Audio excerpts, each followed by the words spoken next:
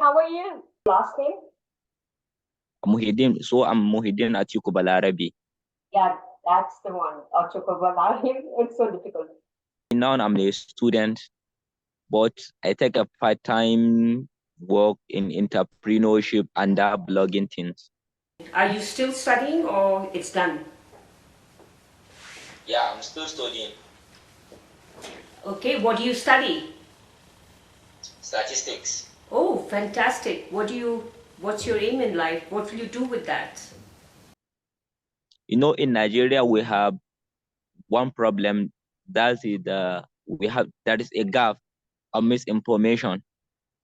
What is exactly happening is not what citizens are heard of. So I was thinking how to bring something that can bridge that gap. So that's why the idea of offering that platform come to my mind. So I often it partner with some bloggers that are in politics and social development, and we are in making progress. Why did you study statistics? Because I like numbers. We have this thing in Nigeria that we don't know exactly our numbers. We don't know exactly statistics of our things, our populations, exactly our inflation rate. All the numbers is miscalculated.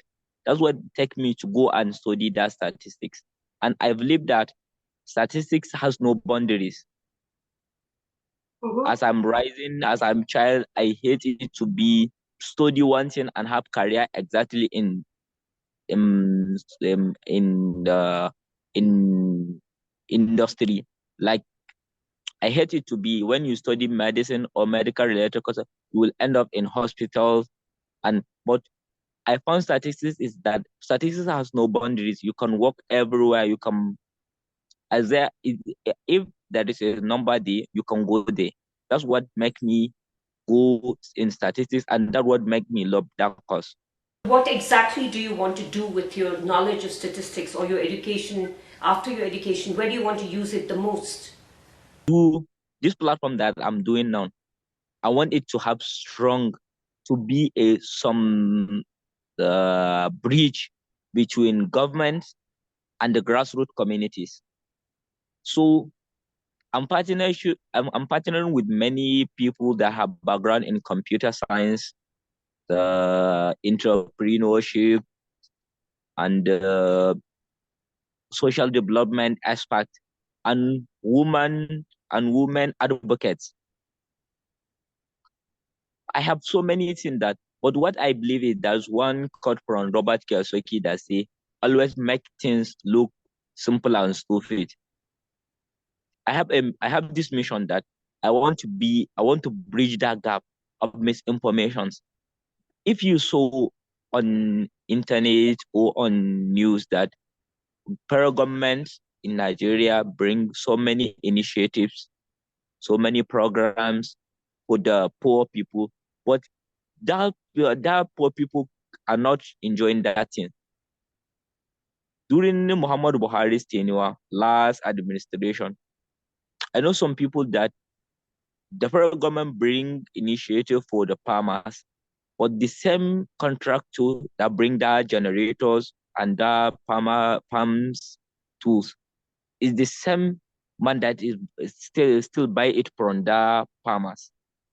So our people doesn't understand they are right, doesn't know what they know, what they should do.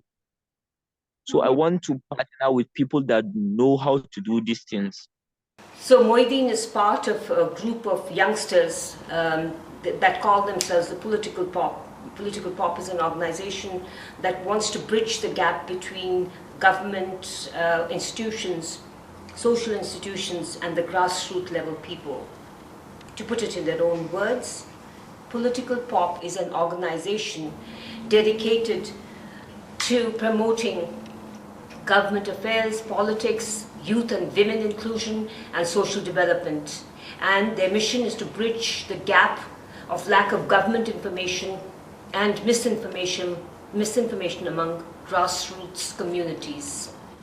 To be sincere, I achieved a lot because as I was talking to you now, we have ongoing partnership with Medan, a small medium enterprises agency, small medium enterprises development agency, and we partner with the stakeholders that are in government, like the senior special advisors to the president on north and south, northeast, northwest, and we are opening one youth initiative that we call it BFAN, Bab Youth Political Alliance. We want to have a representatives of community from grassroots, to from polling unit to ward, to local government, to state level, to federal government. At least we have a representative that if I want to know exactly what happened at certain community, I should call someone from Lagos. He has a connection. He knows someone from Afafa. He knows someone from Day. So that's our plan.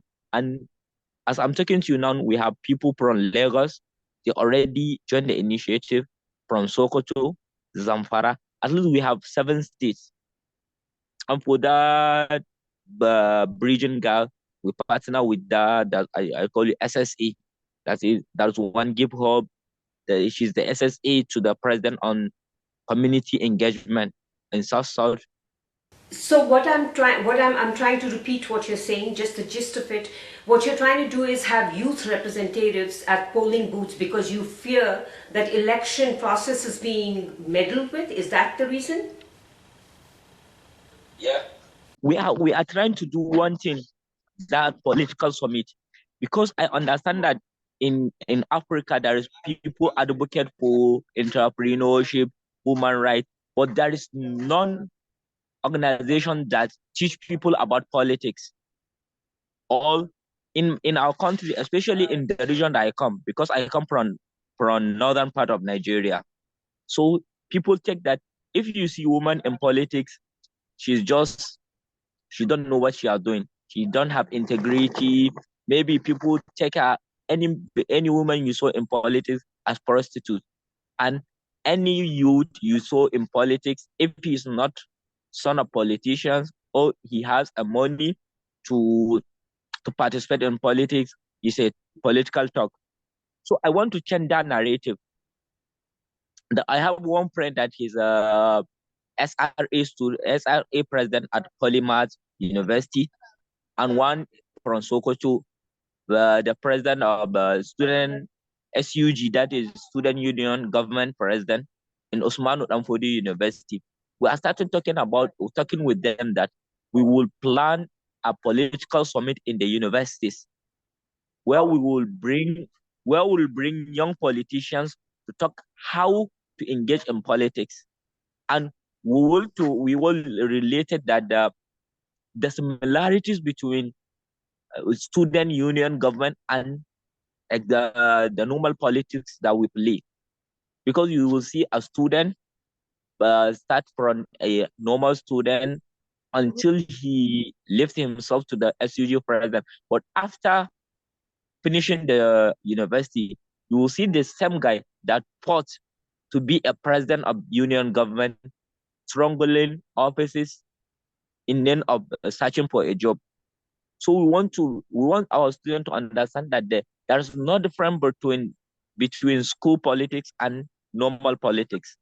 And we are talking with them, those two SUG presidents, and I assure them that in the last quarter of this year, we'll throw that political summit in the universities, and we are planning to do a poll each year, which is first quarter, second quarter, third quarter.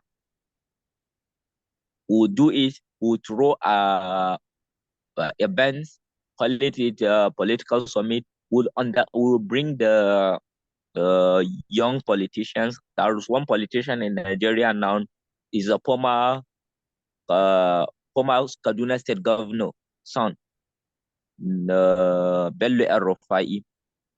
I introduced the idea to him, and he said he will look onto it. The time that I submit the idea to him, they are on parliamentary leave. So when you come to an office, you will look onto it, and it's a welcome development. So we are taking many measures to do those things. Don't you think that at the college level or the university level, to indulge in politics is going to be a distraction, or you're politicizing an educational institution, which is really this could be used by certain parties. This could be exploited by certain parties. Universities could become the hotbed of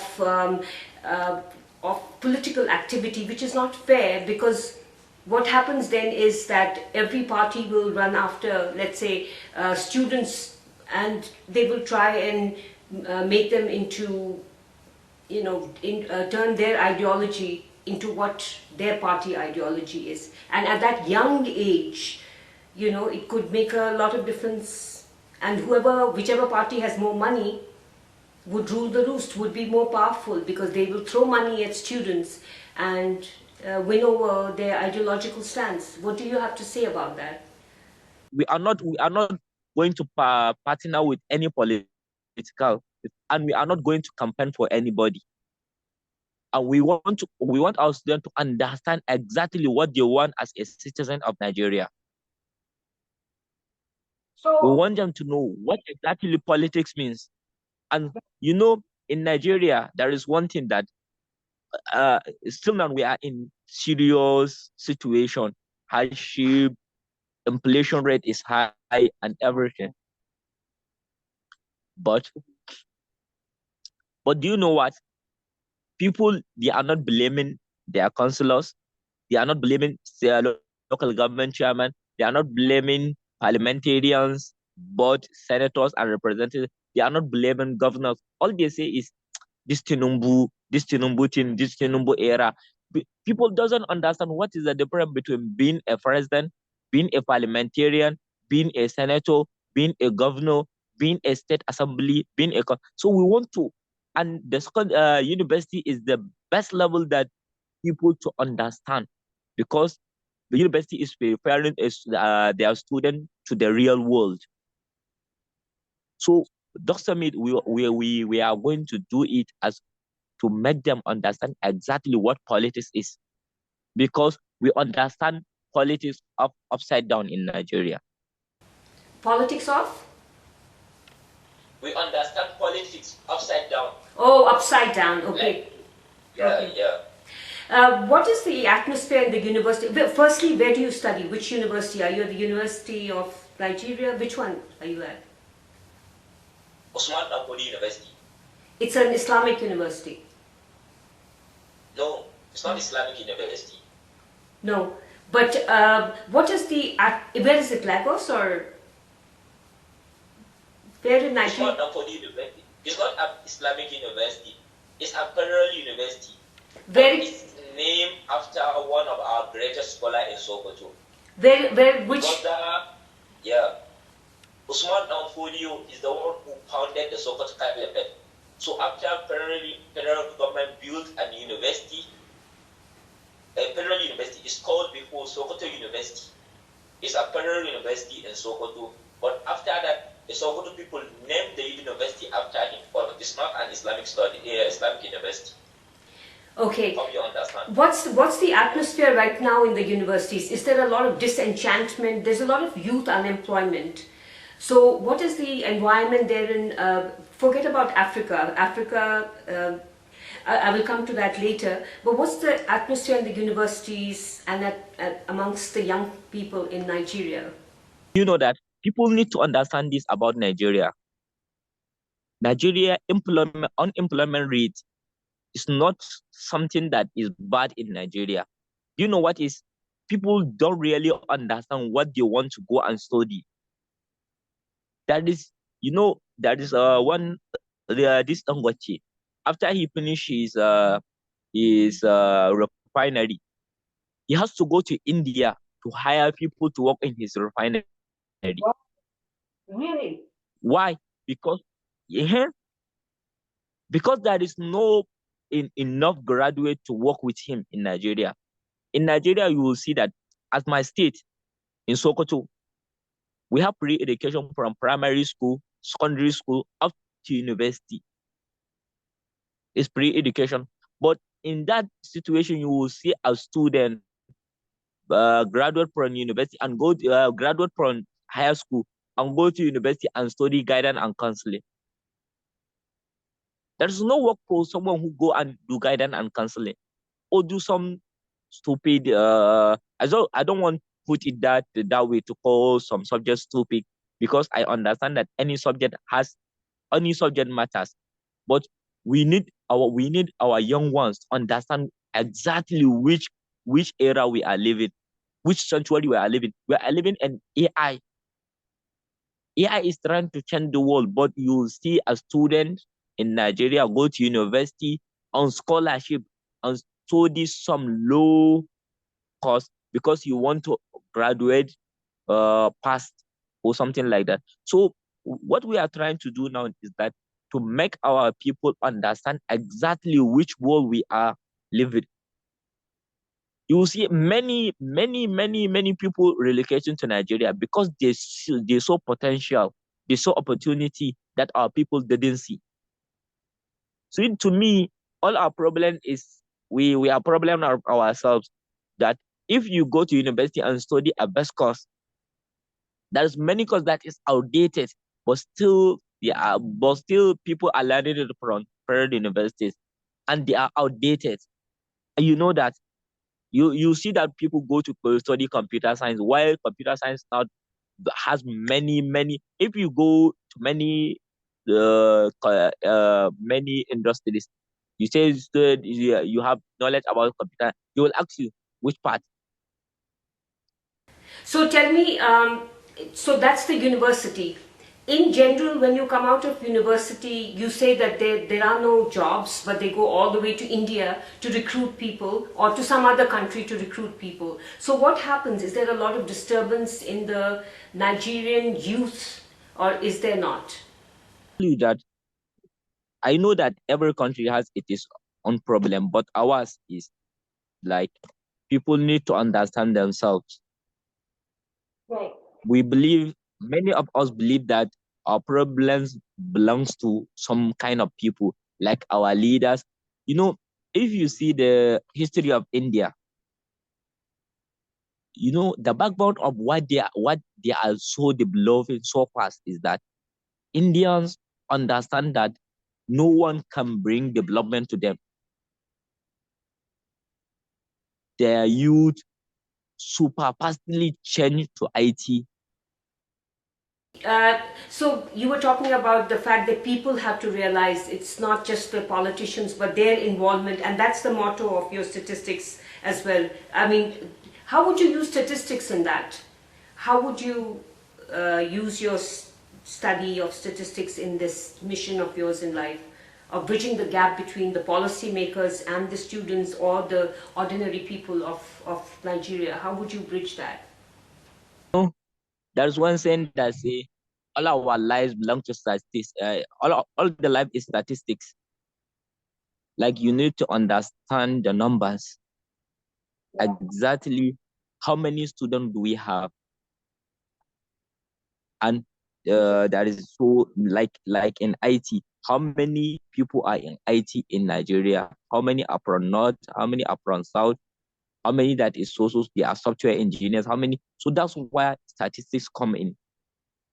But as statisticians, I only deal with numbers. So we search that.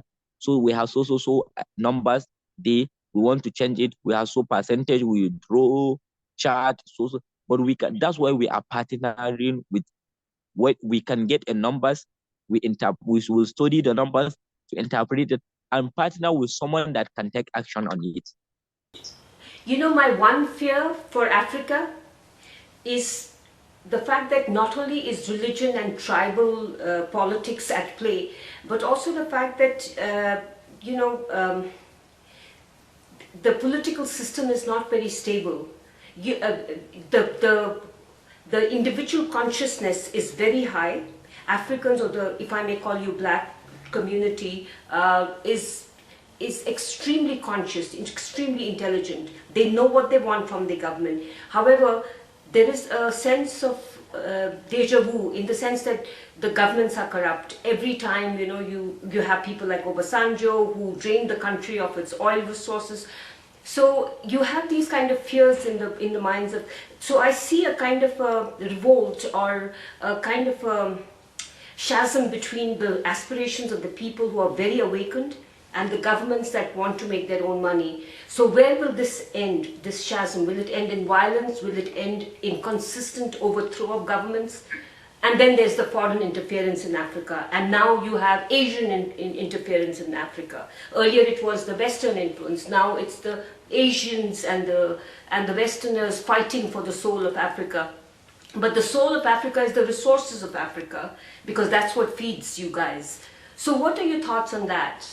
Let me tell you this, not as African, but as sincere, honest, that all the problem that people that are not in Africa that know about Africa is made of problem. That is not exactly that problems. Let me give you as example as the politics.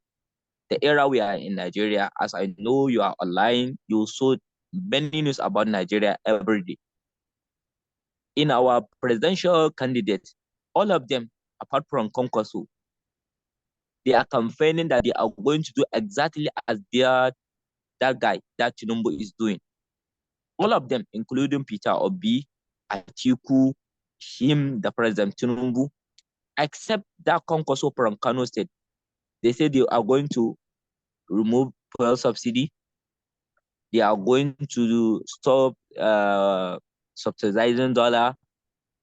They will make exactly switch from importing to producing, and none of them come out and say, and they are the same people that come to criticize President Tinubu for implementing their campaign promises.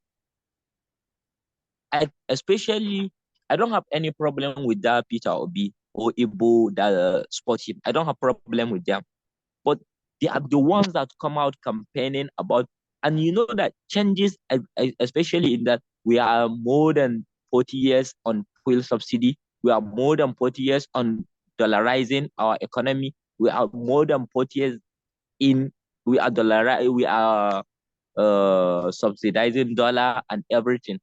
And you know that just problem that those subsidy and those policies that bring to this nation cannot overcome in 1 month or 1 year.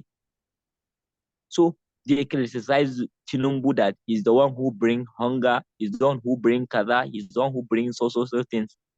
While they campaign about the same thing. And I believe that each one of them, that if each one of them succeeded to become a president of Nigeria, we will still receive the same hardship. So many problems is made of problem. I come out, campaign for the seat. If I lost, I will do all I want to mock the one that succeed, because I want to win in the next elections. So until we make our people to understand. So you like the present guy because he has done. So you like the current president? He has done away with oil subsidy. The present president. Yeah, he campaigned for it. There's one of his campaign speech that he say, if you protest, no matter how you protest, I will remove fuel subsidy. Right. And both Atiku, he, since 2019 that he campaigned for that, he will even sell the NMPs. And Peter Obi, he insists that he highlight all the problem that this subsidy cost. He once mentioned that how could we borrow money and subsidize fuel? So we are killing ourselves. So they all campaign for the same thing. And this president come, implement those policies, and they try to mock him. They try to tell him if he can step down. There's people that call they need military to take over this country, and so exactly what happened. Our citizens doesn't know it. And some people like you that are observers, that they are not really living in the country. They think this is a problem that has happened. Nigeria is full of the problem, full of bigotry, full of corruptions. And if you come to Nigeria or you ask someone that live in Nigeria, especially someone that interact with grassroots communities, will understand that all the media story and the exactly story of Nigeria is very different. Wider, there's wider range. What is the role? Do you feel free? I mean, even in the West, there's a lot of there's a lot of thought given to this question, not just for Nigeria and Africa, but for the whole of for entire for even for Western countries. Do you feel the media is free, or are you? Do you think it's you still have to worry about things, about talking about things in Nigeria? What do you think the role of the media is, and do you think they're free? Let me tell you this. Nigeria has freedom of speech than any country in the world. It's only Nigeria that you will see something happen in presidential villa, and next time you will have it on the tea stall. And we have many, the only Nigeria that will see a citizen called president with names and everything. But exactly what is but you know that what happened not in Nigeria, all over the world, is that there is some people that is ruling over the media. There is force behind media. That this is exactly what they want people to show. But Alhamdulillah, now through social media, especially like the TikTok channel, all narrative that you don't need followers, you don't need influencers, you don't need. All you need is to record your video, post it, people will understand it. So the media now is turning to exactly media. Unlike years back, that you need many followers, you need many things that you see that I only found you on LinkedIn, connect to you. So here we are now. So Yeah. now media is turning to media. Not exactly what is like a 10 to 5 years back. Now Right. media is turning media. We are going to have free speech. Even if the government, the employers, the big bodies hide it from big channels like CNN, BBC. We have YouTube, LinkedIn, Instagram. Not even Instagram turned like YouTube. The rules found you. Years back, we are going to find content, but now due to this YouTube revolutionary, content found you. All you need data. I saw the recent update of TikTok. The even auto scroll. You can keep your phone aside, put it auto scroll, video after video, video after video. So I think with the power of media, Africa will be Africa. You think it'll unite one fine day, like the European Union? Yeah. Do you think Africa will be a like you have the European Union, the EU, all the countries of Europe? Do you think Africa is moving towards that? The African Union? That's what we want. We want Africa to be like Europe. As you mentioned, EU, EU, the European Union.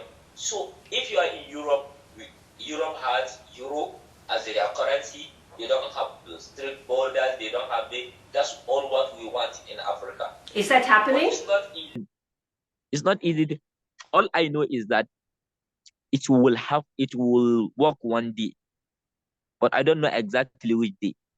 Maybe now, maybe after 5 years, maybe after 50, maybe I will see it, or my children will saw it, or maybe my grandchildren. But what I understand is, what I believe is, Africa will be Africa. We will understand that we are all brothers. And that is something that, like you mentioned Europe, to me, like, West is not our enemies. West is the one that come and make us understand who we are, who exactly we are. Before West to arrive in Africa, many of us doesn't understand exactly if we are, is it we are humans or we are animals like whales? So what African leaders need to know that let's not fight West or call West that they come to colonize or they come to past is their past. Yes. Let's look forward.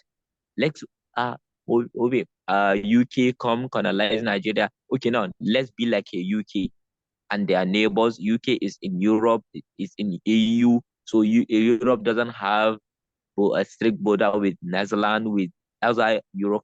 Let Nigeria be like that. Let Nigeria and Ghana be like UK and Netherlands, UK and so Europe country. So that's what we understand. That it's like someone come teach you how to live and live you now. Instead of to go and live, you are start sounding like this come take my thing, tell my, and you are forget all about that, and you forget all about how he